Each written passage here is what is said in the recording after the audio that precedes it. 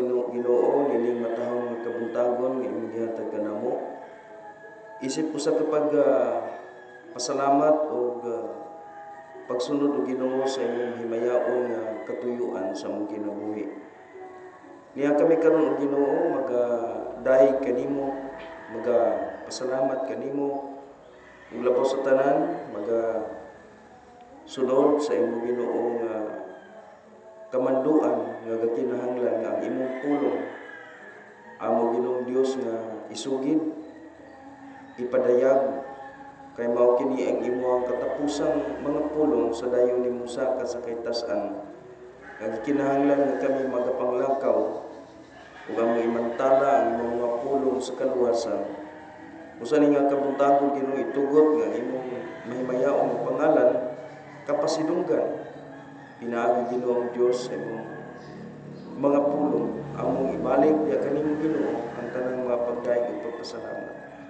Dalaygon ka o Dios nining orasa sa kabuntagon sa among mga kinabuhi. Dalaygon ka o Dios ang tanan nga mga pagpasalamat, pagdaig ug pagpasidungog amo lamang ibalik kanimo sa ngalan ni Kristo Hesus nga among Dios ug manluluwas kining tanan among ginatugyan, gipasalamatan. Amen ug amen.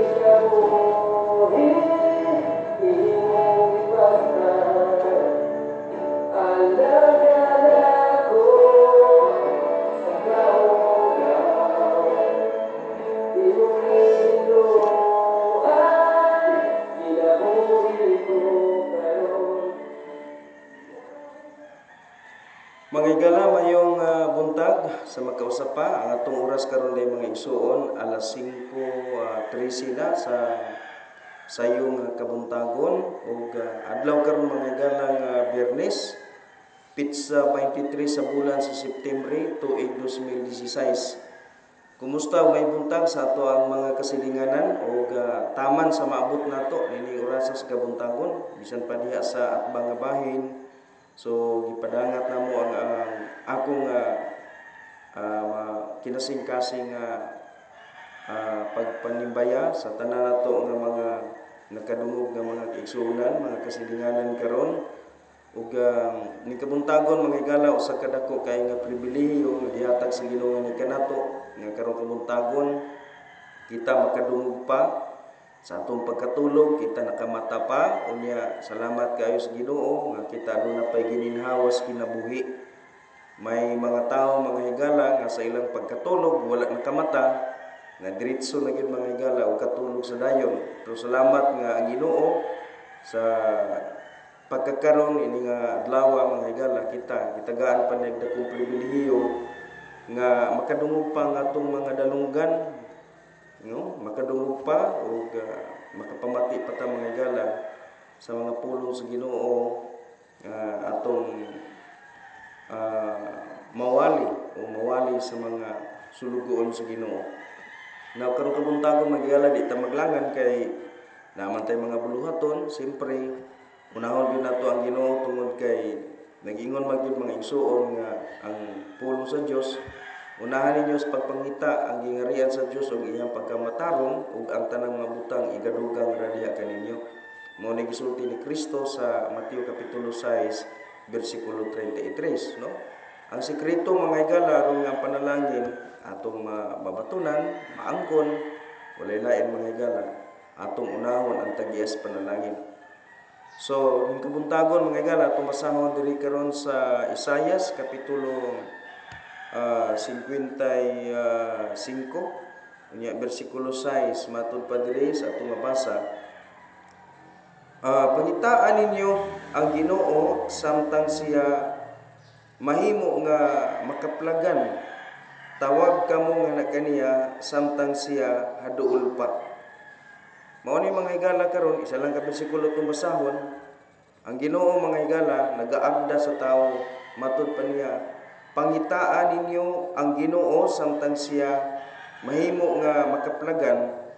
Tawag kamo nga na kaniya samtang siya haduol pa.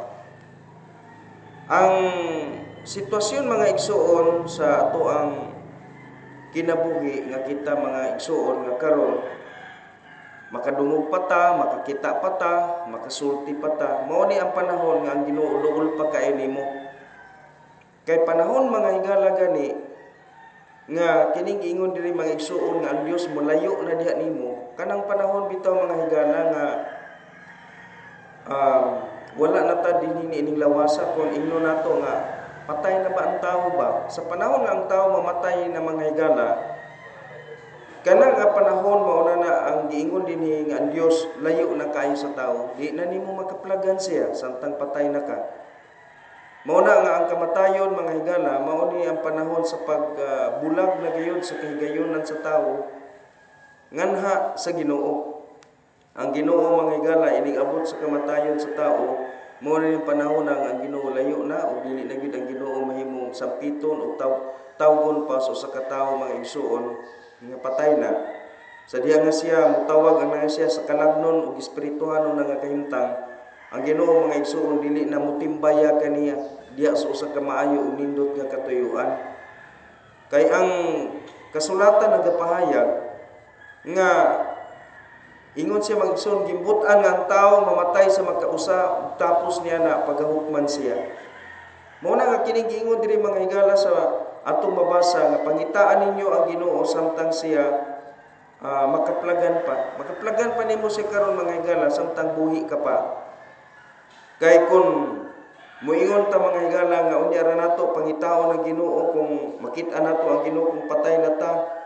Tinuod mga igsoon, hingkit-an nimo ang Ginoo sa panahon nga kalagnon ka na apan ang maong pagkakita wala na kahigayunan nga ang kaluwasan maangkon pa nimo.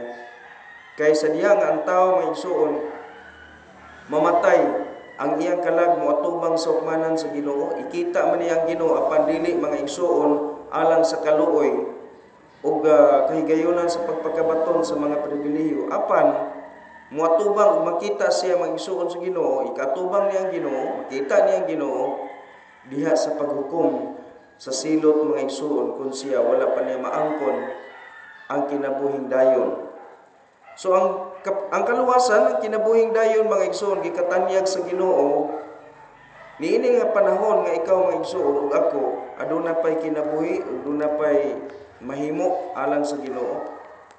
Kay kung ang tao mga igsuon makaplagan niya ang Ginoo sa panahon nga kalagno na siya, dili na niya anang higayon na madawat pa ang mga pribilehiyo ug saad sa Dios tungod kay hukmana naman siya mo diretso ug kana mao na magsuon ang pagsumada sa usa ka tawo diha sa hukmanan sa Ginoo kun siya mga igsuon unsa na ang desisyon ikapakanaog sa Ginoo ngadto kaniya.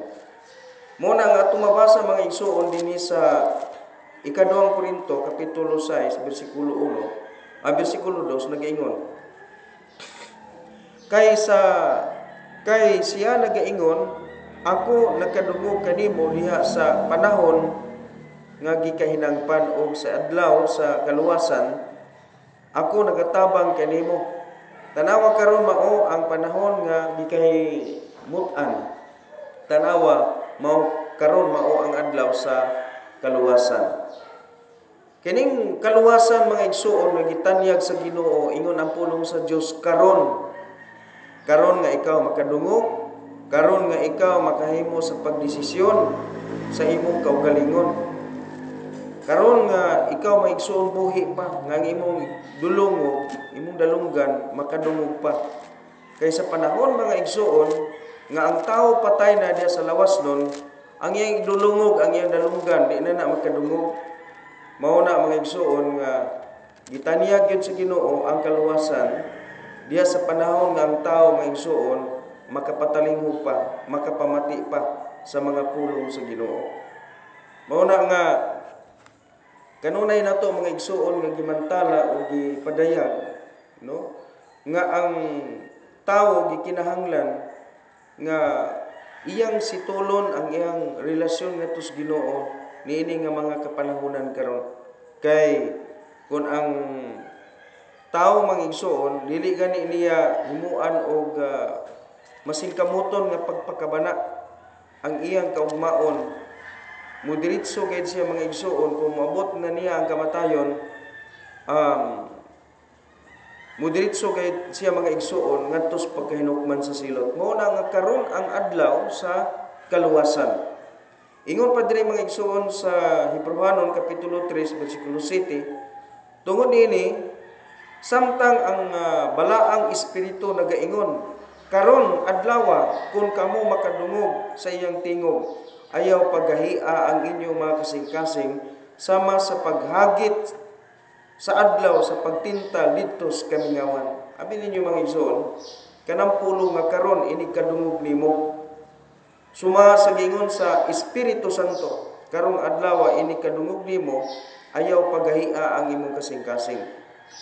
Og mabasa nato na sa Hebrewanon kapitulo 3 bersikulo 7 bersikulo 8. Ug gisubli pa gid ni mga igsoon sa bersikulo 15 sa samang kapitulo nga nagaingon, samtang kini giingon, karong adlaw kung kamo makadungog sa iyang tingog, ayaw paghahia ang inyong mga kasing-kasing sama sa paghagit. Kanang tao makadungog mga igsoon sa pag-abda sa Ginoo diya sa kaluwasan pinagi sa iyang mga magwali, ug dili bitaw gyud ka mga igsoon magapakabana. Imong gihagit ang Ginoo alang sa iyang kining gitawag mga igsoon og masuk-anon kasuko. Siyang gitawag mga igsoon og makalinisan mga igsoon nga panimalos sa adlaw unya sa imuhang pag-atubang diya sa iyang hukmanan. Muna nga ang Ginoo nag-aghat gid siya, ayaw gid paghahia ang imong kasing-kasing nganuman kay ang kaluwasan mga igsoon karong adlaw na.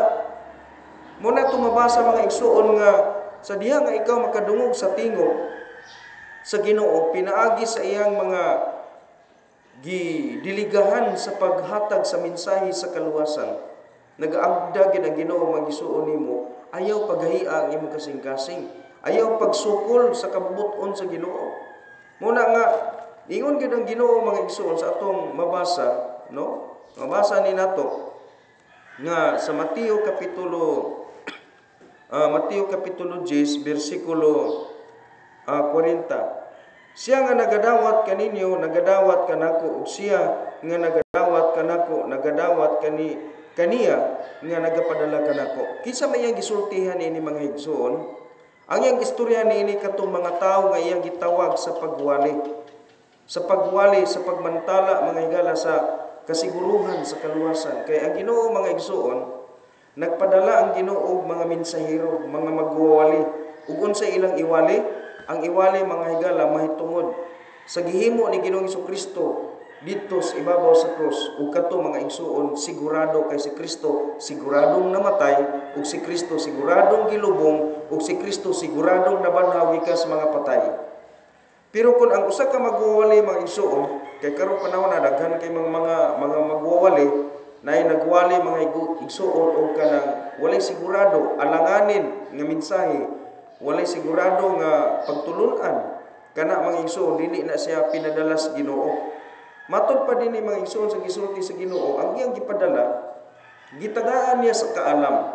Matud pa diha mga igsoon sa Mateo kapitulo 10 bersikulo 16, tanawa ako nagapadala kaninyo sama sa mga karnero sa taliwala sa mga lubo.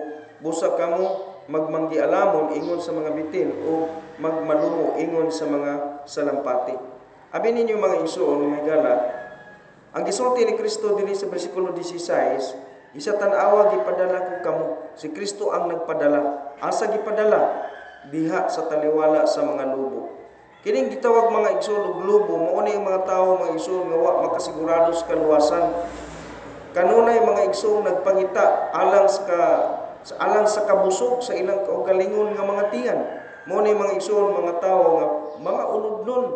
Ang lubo mga igsoon way laing gihuna-huna sa lubo mao ang pagpanukod. Mao ni mga tikasan, mga mangingilad ug uban pa mga igsoon, mga peligroso nga mga tawo nga walay kadlok sa Ginoo, gitawag kini sila mga igsoon og mga lubo. Mga hambugiro, mga mapahitason, puno sa garbo, naa ang kahakog, mao ni ang mga igsoon ang lubo. Ug unsay iyang gipadala? Ang mga karnero. Mao ni mga igsoon nga mailhan nimo mga igsoon ang karnero sa Dios. Ang karnero sa Dios mga igsoon nga gipadala niya mao ang pagwali sa pulong sa Ginoo nga nagatudlo gyud sa kasiguran sa kaluwasan. Kay unsay giingon mga igsoon sa kining ni ang gisulti sa pulong sa Ginoo, si Kristo mao ang karnero sa Dios nga magakuha sa sala sa kalibutan. Ang mga pinadala pud sa Ginoo mga igsoon gitawag pud mga karnero. Unsa man ning karnero? Nagahatag sa mensahe nga makawabtang ug makakuha sa sala sa mga lubo. Muna nga kung ikaw usa ka kalubo, mamati ka sa pulong sa Ginoo nga giwali sa mga karnero, ikaw imbis usa ka kalubo, mahimo ka gayud nga usa ka karnero. Ug nagaingon diri mga igsoon, busa kamo magmanggialamon. So ang karnero sa Dios mga igsoon, gitagaan sa Ginoo og kaalam. Unsa nga kaalam? Ingon siya sama sa mga bitin. Abi ninyo mga igsoon, ang bitin, makakita kag bitin mga igsoon, kanang bitin mga igsoon, mahibulong ka, manggialamon kaayo ang bitin. Ngano man, kay ang bitin mga igsoon gihulagway sa usa ka kaalam matud pa sa Ginoo. Ug hinumdum ta mga higala nga gigamit sa yawa mga igsoon sa pagtintal sa tao, maupod usab ang bitin. Kay ngano man, ingon pa ang kasulatan mga igsoon, sa tanan nga mga hayop sa kapatagan, ang bitin mao ang pinakamanggialamon. Ngano man, ang bitin mga igsoon kung makakita kag bitin, mangita pa lang gani kag ipuluspos, mangita pa lang gani ka og kanang mga kagamitan para nga imong ipatay sa iya. Iniglingi pa lang nimo mga igsoon, wa na ang bitin, nawala na. Ang bitin naay kaalam unsa ka kalit siya nga makalikay ug makatago gikan kanimo. Mulikay siya. Ingon ana mga igsoon ang bitin, no? So ang bote pasabot diri manggialamon mga igsoon sa paglikay diha sa mga dautan nga mga butang. Mao na nga ang karnero sa Dios gidunay kaalam nga sama sa kaalam sa bitin nga makaantigo mga igsoon nga mulikay ug mutago gikan sa tentasyon sa pagpakasala. Muna nga ang mga magwali sa Ginoo mga igsoon nga tinuod nga gitawag og karnero sa Dios dili magbuhat og daotan. Mao nay buot ipasabot diri mga igsoon mulikay sa daotan. Mulikay mga igsoon sa tentasyon. No? Mao na nga kung ikaw makita kag magwali sa pulong sa Ginoo pero kanang ang iyang personal nga kinabuhi mga igsoon pertigyod ka mang ino na to nga nagwali sa Ginoo, pulong sa Ginoo pero palahubo. Nagwali sa Ginoo pero mga igsoon sugarol. Nagwali sa pulong sa Ginoo pero kanang hambugiro, papahitason, garbuso pero nagwali. Naa sa pulpito sa simbahan nagwali pero mga igsoon iyang kinabuhi mga igsoon walay kausaban. Kana nga magwali mga igsoon dili na magwali sa Ginoo kundi magwali la sa yawa o sa demonyo. Kana bang moingon din nga ako matarong kay ko sundan ninyo akong isulti ayaw lang yung sunda akong gibuhat. Mga igsoon di na magwali sa Ginoo, dili na magtutudlo sa Ginoo. Mo nang ingon diri mga igsoon ang pulong sa Dios nga pag manggialamon kamo sama sa mga bitin. Mga igsoon kantigong mulikay sala, kantigong mulikay og daotan. Unya ingon sa diri ug magmalumo ingon sa salampati. Magmalumo gani mga igsoon sama sa salampati, tan-awa na salampati di ba lumo kayo na. Kana mga igsoon nagrepresentar na sa balaan nga espiritu. Kinahanglan nga ang usa ka magwali nga imong tuohan, imong makita mga igsoon nga nagsunod sa balaan nga Espiritu Santo. Unsa man ang balaang Espiritu Santo nga gisulod? Sa Galacia kapitulo 5 bersikulo 22, naa ang gugma apan ang bunga sa gugma mao kini Apan ang bunga sa balang Espiritu Santo mao kini ang gugma, kalinaw, pagka mapailubon, pagpugong sa kaugalingon. Mao na mga igsoon ang hulagway sa salampati. Ang salampati na design mga igsoon sa balang Espiritu Santo.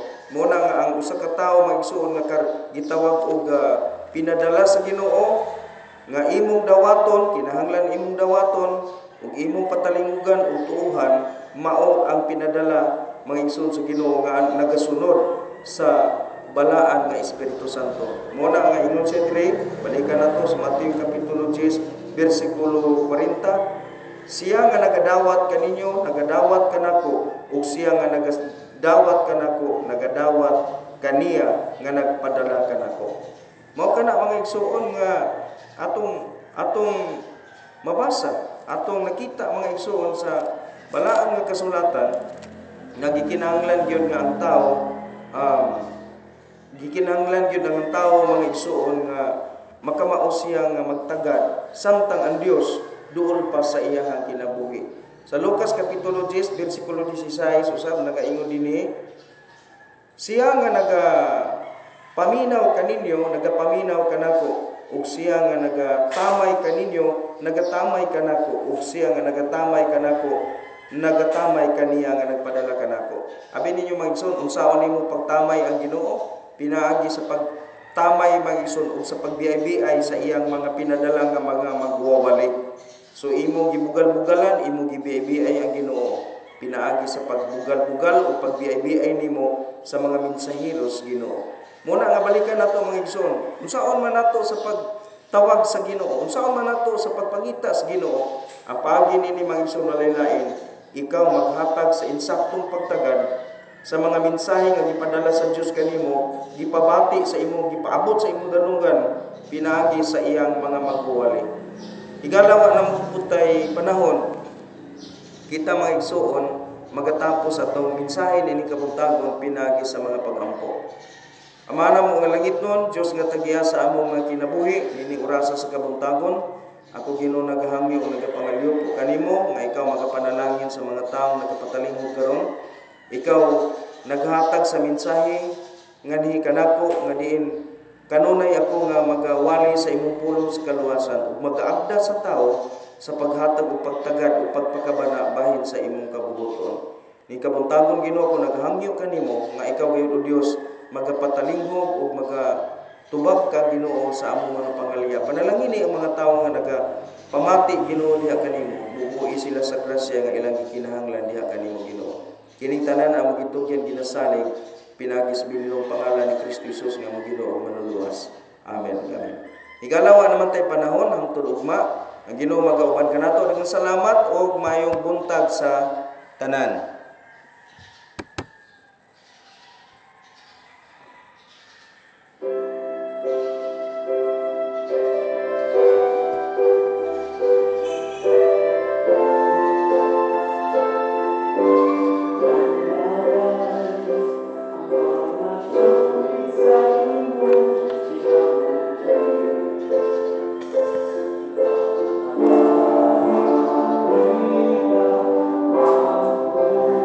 Pasensya mo mga higala, dunay mga video nako mga igsuon nga daw ingon sa katawanan tanahon. Kay kining pagmata mga igsuon buntag sayo. Dili sayon, lami pa kayo tang ilublob sa hignaanan. Pilit-pilit pa tong mata sa murag di pa halos kakita. Nga mangay ko pasensya sa mga nagalantaw sa kong video o sa milabay pa mga video ng mga katawanan saon lami pag ipunta kay katulog pero tungod sa sugo sa Dios atog yung buhaton ang pagpadayag o pagwali sa mensahe sa pulong sa Ginoo kay mao man kunin number 1 nato mga higala nga katungdanan obligasyon ang pagwali sa may balita sa Dios sa kaluwasan sa mga tao. Ako nang gituyo nga matag buntag alas 5, alas 4 mubakod na ta para magwali sa pulong sa Ginoo kay aron ang mga tao dili pa moadto sa ilang mga trabaho, maka pamati na sila sa mensahe sa kaluwasan. Nya nindot ang kadlawon mga igsoon magwali kay bugnaw ang ilang mga hunahuna ug makapabalandong sila sakto gyud. So mga kauban ako nga mga magwali, di ta maulaw, dili lagi ta makasuhan og public disturban total 5 naman pod ay lang pagwali og alas 3 kadlawon, alas 5 ayag naman na. So magwali ta sa ato ang tagsa-tagsa kanahimutangan kay mo ni kabubuton sa Ginoo unya higala gamit ta og mga amplifier para kusog-kusog gud ang ato ang pagpalanog sa pulong sa Ginoo dili ra kay kita ray makadungog. So mo ni akong pagdasig o paghagit sa mga pastor, dili lang kay salig ra ta kanunay naglakaw-lakaw